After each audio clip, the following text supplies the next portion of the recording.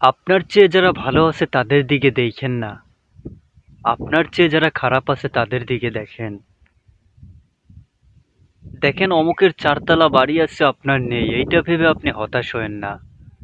আপনি দেখেন যে আপনার চেয়ে নিচু স্তরে আছে এবং তাদের থেকে আপনি ভালো আছেন। শুকরিয়া আদায় করুন। সৃষ্টিকর্তার প্রতি কৃতজ্ঞতা প্রকাশ করুন। রাসূল সাল্লাল্লাহু আলাইহি সাল্লাম বলেছেন, তুমি সেই লোকদের দেখো না যারা তোমার চেয়ে ভালো আছে। তুমি সেই লোকদের দেখো যাদের থেকে তুমি ভালো আছো। তো একজন হাই লেভেলের চাকরি করে ওইটা দেখে আপনি হতাশ হয়েন না।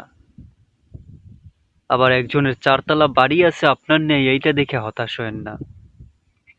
আপনি সবসময় একজন ভালো মানুষ হওয়ার চেষ্টা করুন, সৎ মানুষ হন আর পরিশ্রম করুন। তাইলে আপনি কিছু না কিছু পাবেন। দেখেন আমার কাছে ভাগ্য 70%, পরিশ্রম 30%। এই তাকদিরে যদি লেখা না থাকে আপনি কখনোই পাবেন না। তাকদিরটা একটু ভালো হতে হবে। এতে আপনাকে ভালো মানুষ হতে হবে, সৎ মানুষ হতে হবে।